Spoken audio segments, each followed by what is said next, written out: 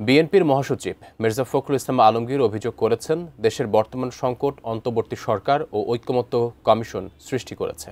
অন্তর্বর্তী সরকারের প্রতি যে আস্থা তৈরি হয়েছিল তা ভেঙে এই সরকার জনগণের সঙ্গে বিশ্বাসঘাতকতা করেছে বলে মন্তব্য করেন বিএনপির মহাসচিব। আমিনুল ইসলামের রিপোর্টে বিস্তারিত। শুক্রবার দুপুরে জাতীয় প্রেস ক্লাবে জাতীয় সমাজতান্ত্রিক দল জেএসডির ৫৩তম প্রতিষ্ঠাবার্ষিকীর অনুষ্ঠানে আয়োজন করা হয়।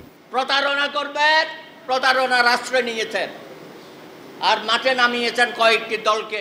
এই আলোচনায় বিভিন্ন রাজনৈতিক দলের শীর্ষ নেতারা উপস্থিত হন। তাদের বেশিরভাগই দেশে বর্তমান সংকটের কথা তুলে ধরে এ থেকে বেরিয়ে আসার জন্য সরকারকে নির্বাচনের পথকে বেছে নিতে বলেন।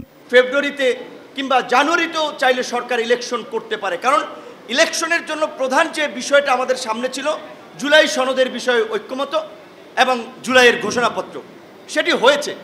এখন তো নির্বাচনের ক্ষেত্রে আমাদের কোনো ব্যারিয়ার নাই, তো এই নির্বাচনের আমরা প্রস্তুতি নিচ্ছি।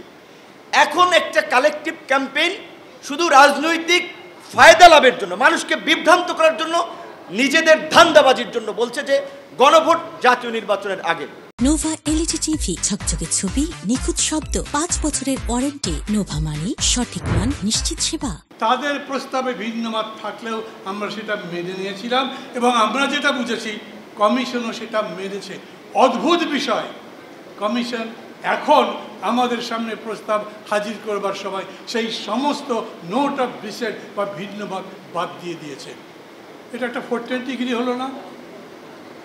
এই প্রথম ডক্টর ইউনূস এবং তার সরকার শুনলেন যে তারা জাতির সঙ্গে এবং বিএনপির সঙ্গে বিশেষ করে প্রতারণা করেছে। এ সময় বিএনপি মহাসচিব মির্জা ফখরুল ইসলাম আলমগীর বলেন, প্রধান উপদেষ্টার ঘোষণার প্রতি শ্রদ্ধা রেখেই বিএনপি ফেব্রুয়ারিতে নির্বাচনের মাধ্যমে একটি গণতান্ত্রিক জাতীয় সরকার গঠন করতে চায়। আমরা সমস্ত রাজনৈতিক দলগুলো যখন একমত হয়ে সেখানে স্বাক্ষর করলাম, বৃষ্টির মধ্যে ছাতা পড়ছিল, ছাতা ধরে দেখা গেল যখন এটা ওনারা উপস্থাপন করলেন অন্তর্বর্তীকালীন সরকারের প্রধান উপদেষ্টার কাছে, সেটা অনেক পার্থক্য।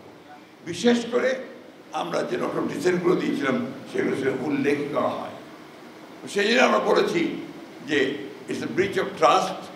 এটা হচ্ছে একটা আস্থা যে আমরা রেখেছিলাম, সেই আস্থাটা বিশ্বাসযোগ্যতা তারা এখানে বিশ্বাসঘাতকতা করেছেন, জনগণের সঙ্গে প্রতারণা করেছেন, যেটা আমরা তাদের কাছ থেকে আশা করি। বিএনপি মহাসচিব বলেন, নির্বাচন বানচাল করতে একটা মহল উঠে পড়ে লেগেছে। জাতীয় নির্বাচনের আগে গণভোটের কোনো সুযোগ নেই। গণভোট নির্বাচনের আগে করার কোনো সুযোগ এখন আর নাই। নির্বাচনের দিনই গণভোট হবে, সে কথা আমরা পরিষ্কার করে বলেছি। সেখানে দুটো ব্যালট থাকবে, একটি ভোট গণভোটের জন্য, আরেকটি হচ্ছে জাতীয় সংসদ নির্বাচনের জন্য। সুতরাং এই বিষয়ে কোনো দ্বিমত কারো থাকবে বলে আমি অন্তত মনে করি না। আজকে যারা এই নিয়ে গোলমাল করছেন, রাস্তায় নেমেছেন, তাদেরকে অনুরোধ করব, দয়া করে জনগণকে অনেক বিভ্রান্ত করেছেন, অনেক করেছেন, সেগুলো আমি বলতে চাই না। এক সময় আপনার এই দেশের সকল মানুষের চাহিদা ছিল পাকিস্তান স্বাধীন হয়ে, আপনারা সেটার বিরোধিতা করেছেন। 1971 সালে মুক্তিযুদ্ধের বিরোধিতা করেছেন।